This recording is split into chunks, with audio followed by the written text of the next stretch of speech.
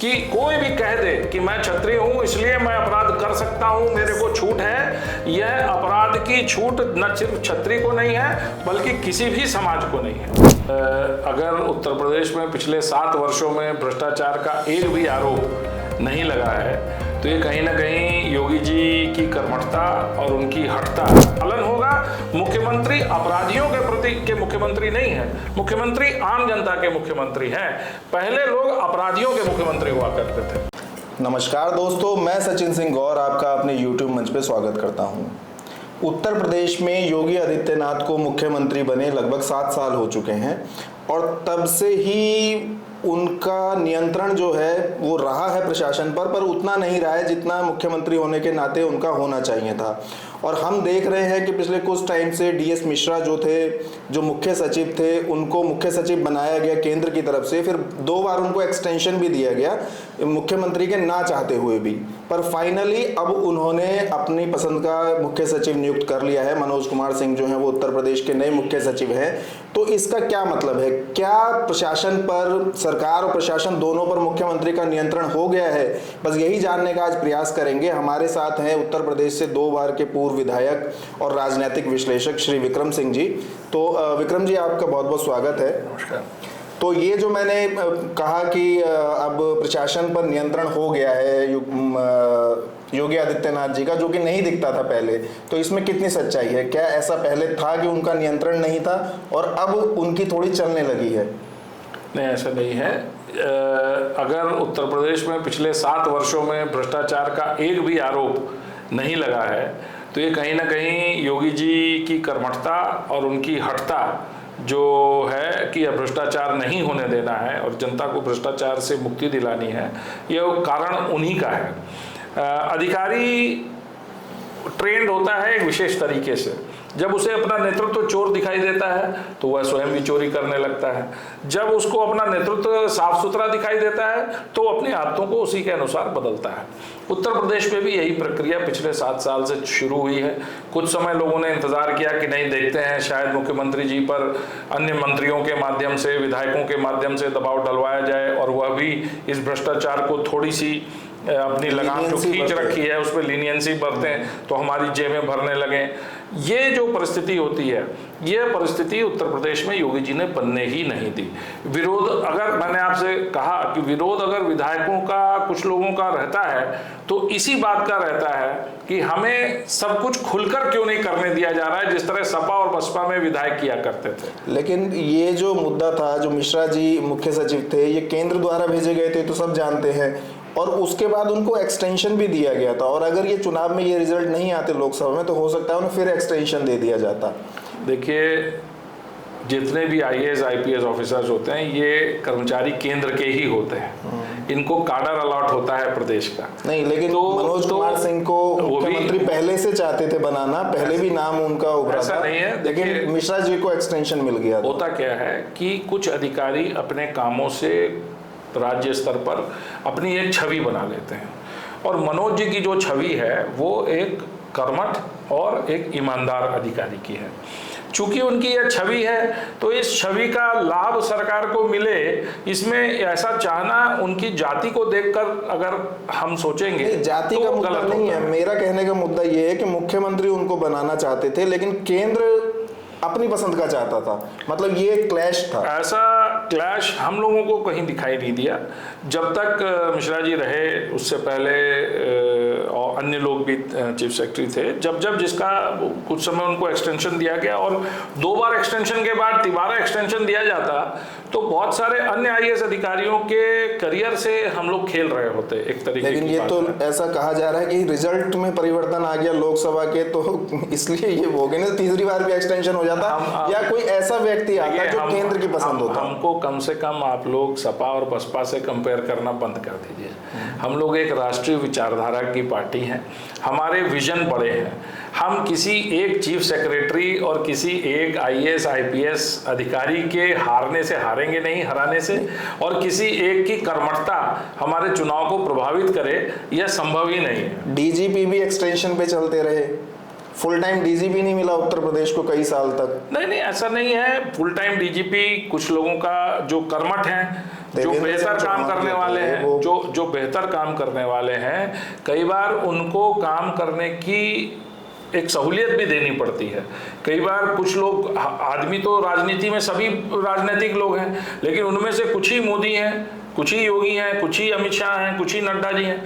तो ये जो परिस्थिति है ये अधिकारियों में भी होती है, और ये अधिकारियों में कुछ अच्छे लोग होते हैं जिनका कर्मठता, जो कर्म को प्रधान मानकर अपनी ड्यूटी कर रहे होते हैं, और कुछ लोग हैं जो अन्य कारणों से भी प्रभावित रहते हैं। तो उसमें कभी कभी सरकारों को इस आधार पर भी निर्णय लेना पड़ता है कि कौन व्यक्ति कैसा काम कर रहा है। और कई बार मुख्यमंत्रियों के साथ में कुछ लोगों की ट्यूनिंग भी हो जाती है अच्छी, तो ट्यूनिंग अच्छी हो जाती है तो उसका भी एक कारण होता है कि चलो ये व्यक्ति हमारी बात को समझता है, मेरे इशारे को समझता है, मैं चाहता कैसा हूं Uttar Pradesh. Full time DGP क्यों नहीं नियुक्त किया गया? इसमें क्या भलाई थी प्रदेश की? देखिए, प्रशांत कुमार जी जो हैं वो अधिकारी बुरे नहीं हैं, और उन्होंने बहुत ही मजबूती से, डीजीपी की बात कर रहा हूँ। हाँ, डीजीपी पहले जो नहीं, देखिए काम सबने किए हैं कुछ ना कुछ। अब ओम प्रकाश सिंह जी के समय जो है अच्छे काम हुए हैं, कई अपराध, संगठित अपराध के ऊपर बड़ा अच्छा उन्होंने काम किया है। तो सब लोगों ने कुछ ना कुछ अच्छे भी काम किए हैं, और कई बार ट्यूनिंग की भी बात होती है। अधिकारी सिर्फ अधिकारी है, वह मेरा मुद्दा ये था कि अधिकारियों की चयन की अधिकारियों के चयन की प्रक्रिया मुख्यमंत्री जी संभाल रहे हैं। मुख्यमंत्री जी अच्छे से नहीं दी गई थी, जो अब ऐसा लगता है उनको मिल गई है। देखिए, आपका प्रश्न जरूर जो था वो था, लेकिन आपके प्रश्न के जो मायने हैं वह ठीक नहीं है। आपके प्रश्न का मायना ये है कि मुख्यमंत्री की चल नहीं रही थी, जो अब शायद चलने लगी है। तो वो मुझे ऐसा नहीं लगता है। मैंने तो मुख्यमंत्री जी को काम करते हुए देखा है, 5 साल उनके साथ विधायक रहा हूँ।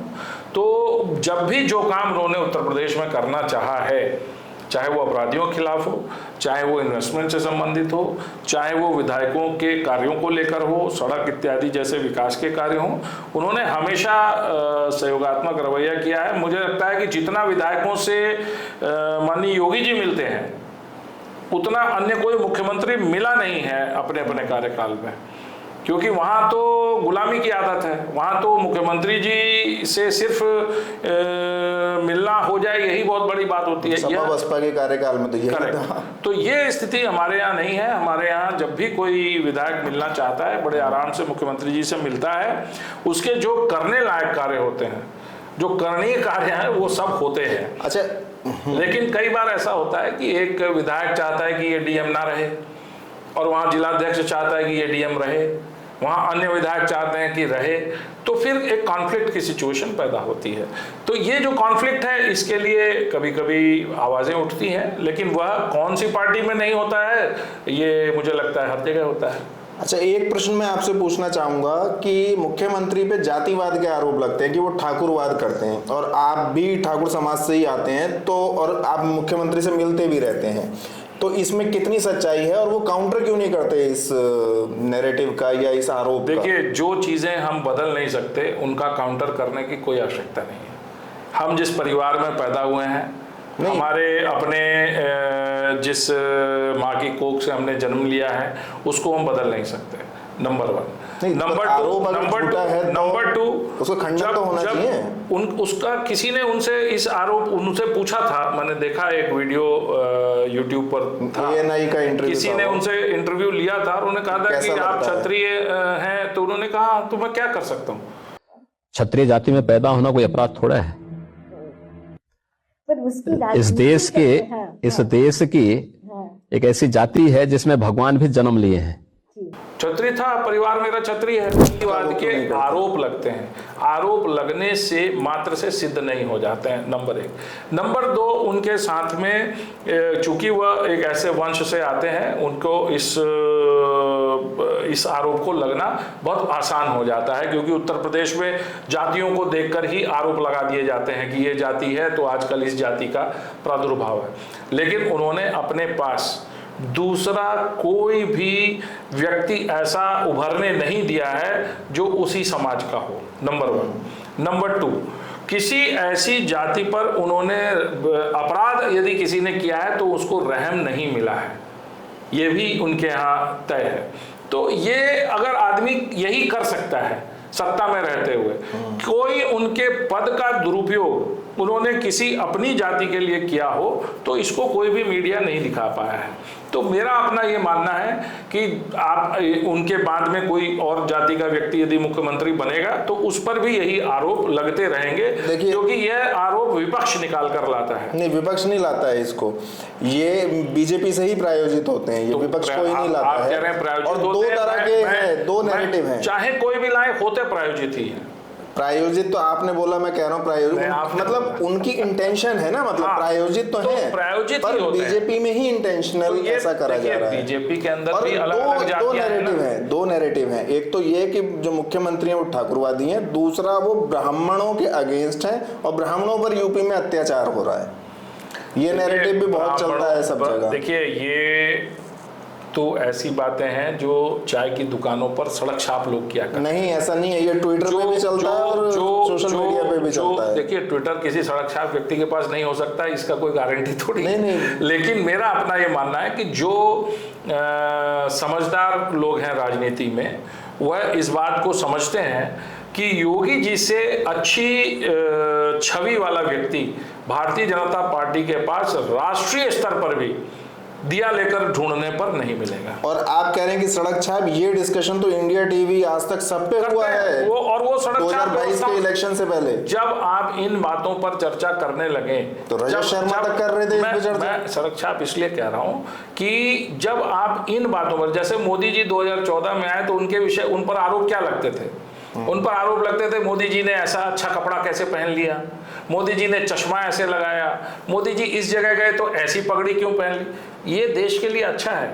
जब आप उनके अंदर कोई गलती ही नहीं ढूंढ पा रहे हैं और उनके कपड़े इत्यादि का विश्लेषण कर रहे हैं, तो इसका मतलब कि देश में वो अच्छा जरूर कुछ कर रहे होंगे। और यही स्थिति योगी जी की है। जब आप उनकी जाति पर जाकर बात करने लगे, जब आप उन पर कोई आरोप इस तरह के लगाने लगे कि चप्पल ऐसी क्यों पहनी थी या ये इतना सस्ता इन्होंने पेन क्यों रखा हुआ है, तो ये जनता के हित की बात है। तब आप उनके व्यक्तिगत कर्म क्षेत्र में कोई कमी नहीं ढूंढ पा रहे हैं। तो मेरा अपना ऐसा जो ब्राह्मणों पे अत्याचार वाली जो बात है, किसी पर कोई अत्याचार नहीं है जब तक कोई किसी पर अत्याचार नहीं। जैसे विकास दुबे वो घटना हुई उसके बाद से ये ज्यादा चल रहा है। विकास दुबे का आपराधिक इतिहास भारतीय जनता पार्टी और योगी जी के उभरने के पहले का था। हाँ, वो तो था, लेकिन उसके बाद उन्होंने जिनको मारा वो भी सब ब्राह्मण थे, जिन लोगों ने एनकाउंटर किया वो भी सब ब्राह्मण थे। तो ये, और उस वक्त गृह का कार्य अवनीश अवस्थी जी देख रहे थे, ठीक है। तो ये कहना अपने आप में मैं समझता हूँ गलत है। उत्तर प्रदेश को उन दकियानूसी ट्राइबल, जिनको कहते हैं ना, कबीलाई सोच से बाहर निकलने की आवश्यकता है। और ये कबीलाई सोच है कि हम इस जाति का व्यक्ति, इसका मतलब कोई भी ब्राह्मण अपराधी हो, योगी जी को उस पर एक्शन नहीं लेना चाहिए। कोई भी क्षत्रिय अपराधी हो तो उसके ऊपर उतना एक्शन लेना चाहिए जो कि उसके कर्म के अनुसार ना हो। ये मतलब इसका मतलब ये ज्यादा देना चाहिए, यही है मतलब। तो ये मतलब नहीं होना चाहिए। एक अपराधी, संगठित अपराध को हम खत्म कर सकते हैं। आप हर अपराध को समाप्त करने की योजना तो बना सकते हैं, लेकिन खत्म नहीं कर सकते। कब कौन कहां अपराध कर दे, कब कौन किस हित से और प्रभावित होकर अपने मस्तिष्क में अपराध कर दे, यह संभव नहीं है। योगी जी ने जो कुछ किया है वह उस संगठित अपराध को जहां बच्चे पैदा होने के बाद 10वीं 12वीं करने के बाद ये सोचते थे कि मुझे इस अपराधी के जैसा बनना है, कोई नेताओं से वो नहीं लेता था, इंस्पायर नहीं होता था। अपराधी बनना है तो अपराधी बन जाऊंगा, तो उसके बाद तुरंत नेता भी बन जाऊंगा, उसके बाद जनता मेरे पीछे खड़ी हो जाएगी, घर में पैसा आ जाएगा, वही अधिकारी जो मुझे ढूंढ रहा था कल तक मेरा एनकाउंटर करने के लिए, वो मुझे नमस्कार करेगा, बगल में बिठाएगा। और ये सोच ही गलत थी। ये आरोप भी उन पे लगता है कि उन्होंने अपनी जाति के जो अपराधी हैं उनके खिलाफ कार्रवाई नहीं करी, जैसे धनंजय सिंह हुए। नहीं, धनंजय तो अभी जेल गए थे, नहीं इसी चुनाव के पहले से आरोप जो थे उसके बारे में कह रहा हूं। ब्रजेश सिंह हैं, कई हैं, मतलब ये आरोप हैं जो चलते हैं। मैं जानता हूं ऐसे आरोप लगाने वाले इसलिए ऐसा बोलते हैं क्योंकि सब अपने अपने ढंग से, और ये सब प्रायोजित आरोप हैं। जब ब्रजेश सिंह की बात करें, धनंजय सिंह की बात करें या किसी अन्य की भी बात करें, तो उनके जो केस हैं वो पहले से चल रहे हैं, और वो चल रहे हैं, वह न्यायमूर्तियों के पास है, न्यायमूर्ति उस पर न्याय देंगे, अपनी रिजल्ट देंगे। अब इनके शासन में रहते हुए योगी जी के या भारतीय जनता पार्टी के शासन के दौरान कोई भी अपराध इन लोगों ने यदि किया होगा तो कोई बचा नहीं होगा, ये तय है। मैं नहीं जानता हूं क्या हुआ है क्या नहीं हुआ है, लेकिन आप उठा के देख लेंगे तो किसी अपराधी की ये औकात नहीं है, मैं औकात शब्द यूज कर रहा हूं कि, और बड़े गंभीरता से कर रहा हूं, राजनीतिक गंभीरता के साथ, कि औकात नहीं है किसी अपराधी की कि वो उत्तर प्रदेश में योगी जी के मुख्यमंत्री रहते हुए अपराध कर ले, चाहे वो कितनी भी नजदीकी अपनी बताता हो, और किसी भी जाति का हो, किसी जाति का हो। जाति मैं क्षत्रिय जाति की बात कर रहा हूं, मैं क्षत्रिय जाति की बात कर रहा हूं विशेषकर आपसे, कि कोई भी कह दे कि मैं क्षत्रिय हूं इसलिए मैं अपराध कर सकता हूं, मेरे को छूट है, यह अपराध की छूट न सिर्फ क्षत्रिय को नहीं है बल्कि किसी भी समाज को नहीं है। आप अपराध नहीं करेंगे, कानून व्यवस्था बनी है तो वो कानून व्यवस्था का पालन होगा। मुख्यमंत्री अपराधियों के प्रति के मुख्यमंत्री नहीं है, मुख्यमंत्री आम जनता के मुख्यमंत्री हैं। पहले लोग अपराधियों के मुख्यमंत्री हुआ करते थे कि जो अपराध करे वह हमारे नजदीक वह खुद भी कमाए और हमको भी कमा कर दे। आज वो परिस्थिति बदल गई है। आप खुद कमाने की इच्छा रखते हो तो मेहनत से कमाने की सोचो। किसी इंडस्ट्रियलिस्ट को तंग करके, किसी इंडस्ट्रियलिस्ट का गला दबा के, किसी इंडस्ट्रियलिस्ट को परेशान करके आप पैसा कमाने की सोचोगे तो फिर आपकी और इस सरकार की भिड़ंत होना तय है। जी, तो बहुत अच्छे से आपने बात को रखा और बहुत बहुत धन्यवाद। धन्यवाद।